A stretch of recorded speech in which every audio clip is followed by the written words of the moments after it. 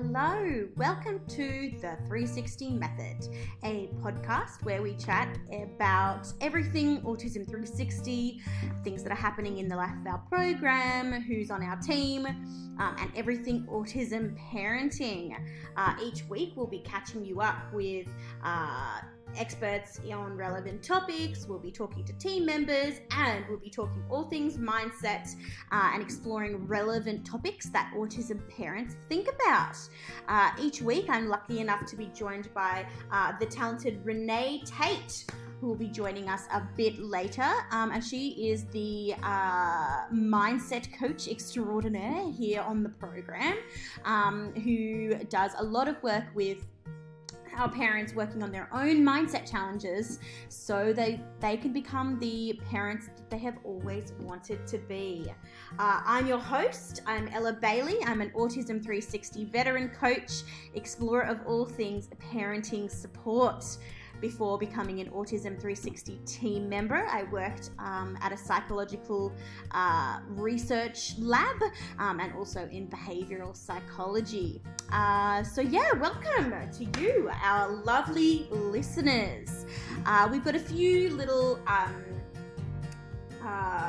housekeeping things to get started with before we kind of get into the nitty-gritty with Renae. But first of all, I just wanted to welcome you to our podcast, and I wanted to say that we care about your feedback, we care about your thoughts and your experiences of the podcast and of the program in general. So please drop us a line at hello@autism360.com. We would love to hear your feedback.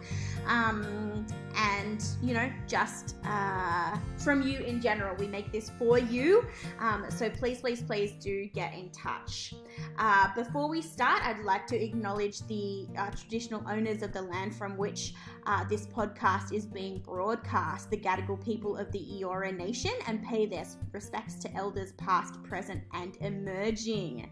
I wanted to also state that we strive as a company to be as neurodiversity positive as possible. That means that we use a mixture of person first, identity first language based on the preference of whomever it is that we are chatting with. We are flexible with that based on how that person would like to be referred to. Additionally, I would also like to make the disclaimer that this is not a medical podcast. It is not a substitute for medical advice. We are just here to support you on your parenting journey. So if you're concerned about your kiddo, you want more support, please do get in contact with your allied health or health professionals. In an attempt to be as disability positive and accessible as possible, there will be transcriptions made of these podcasts as well as closed captions on any video versions that we are making. So thank you so much for sticking with me through that. Let's get chatting with Renae. So every week we're going to be chatting about our word of the week, which is just going to be a little bit of a snippet, a little bit of meaty goodness for us to sink our teeth into regarding something autism parenting, anything at all. So if you have like a word of the week that you want to have us chat about, you want to suggest something, please, as I say before, just give us, shoot us a line. This week, our word of the week is New Year. Now, I know I am aware that it's February, we're all kind of, we're really on that New Year's, the tail end of that New Year's energy. But Renae has some really cool tips to give about New Year, New You energy. And I think that it's a good time in terms of a lot of different things to kind of readjust, take stock, see where we're at, especially with, I know kids are going back to school at the moment, in various different places and at different times, but, we're in the ballpark of going back to school. And I know that Renae has lots to say about that. So let's hear from her on the topic of the new year. So as I said earlier, just really looking at, first of all, what do you need to let go of and leave behind you now to make sure you can start filling your cup and your life up with all the things that you truly want. So have a think about that. Is it time to let go of something from the past? Maybe it's some of those big emotions that are stealing your joy, holding you back, draining your energy. Perhaps it's some beliefs that aren't serving you. Maybe, as I said, some clutter. Whatever those things are, just take a moment to get really clear about that.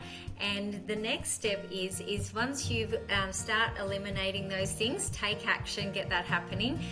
The next tip I have is to look at that story that you do want to live into now for the next 12 months. So I always say, step out into the future, take a moment, close your eyes, just see where do you want to be 12 months from now, imagining that you have achieved everything you've wanted between now and then and are living your best life, and just look at what does that look like for you and make this your new 12-month story. Okay, don't worry about the hows, they will come once you get clear about the what is it that you truly want and why is it so important for you, why is it a must for you to make sure that you achieve that for you and your beautiful children, your family, and really just start creating that story. Let go of that old negative story. If you've been a bit stuck in that old story, that's a really big one to let go of, and just start really focusing on what you truly want.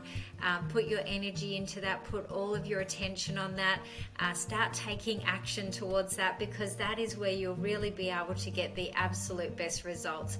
And then from that, my last tip is to get really clear about what are your top 3 goals, what are you committed to achieving between now and the end of this year, and write them down. Once you write down your goals, you have up to 45% better chance of achieving them.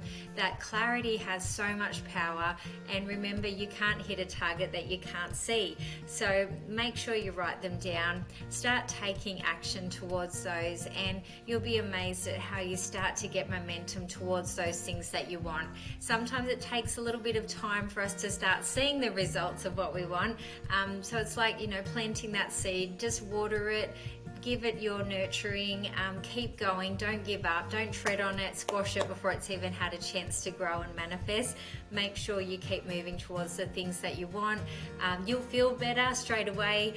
You'll be energized, you'll be motivated, and also you're going to start creating the year and the life that you do want, rather than focusing on what you don't want and moving in that other direction. So they are my top 3 tips to get started on now, to really set yourself up for 2022. Use this new energy for the new year, as we talked about before, and get started, because you know what, now is the time. And if you keep delaying those things, keep carrying all that around, you could waste another year just really holding yourself back. So I hope that helps today, and back to you, Ella. Oh, thank you for that, Renae. So my thoughts on the new year are, and this I would like to give homage to one of my podcasting inspiration, the 2 Ps in a Podcast team. So they use this amazing term that I absolutely love, which is a smilestone. So I have found that a lot of parents who are, in their autism parenting journey, they're making their way through their children's childhood in what might be considered like an atypical kind of trajectory or timeline. They find that the concept of milestones or meeting milestones, or is your child ticking their developmental milestones or whatever, just to be a real source of pain, and a real source of I guess just disappointment, and I feel that the 2 Ps in a Podcast community have really reclaimed this idea with something that's called a smilestone. So for example, for our kids, it may not be a reasonable thing to look at a typical milestone and trying to meet that, but what might be more doable is a smilestone. So maybe, your kiddo learns to go to the toilet when they need to go to the toilet, as opposed to following a time schedule. That's not a typical milestone, but what it is a milestone. And I think that 2022 is the year of this milestone. It is the year of reclaiming our kiddos' developmental timeline and celebrating the wins that we do have, rather than, letting ourselves get caught up in the milestones that they're not meeting. Celebrate, find some milestones, make 2022 the year of finding something to celebrate, finding a marker to meet that is, a goal for you and your kids that maybe isn't a typical goal, but it would mean a huge big improvement or a huge big development in your kids' developmental trajectory. So that's my top tip for, new year, new you energy. Find yourself a milestone and tell milestones that you're not interested.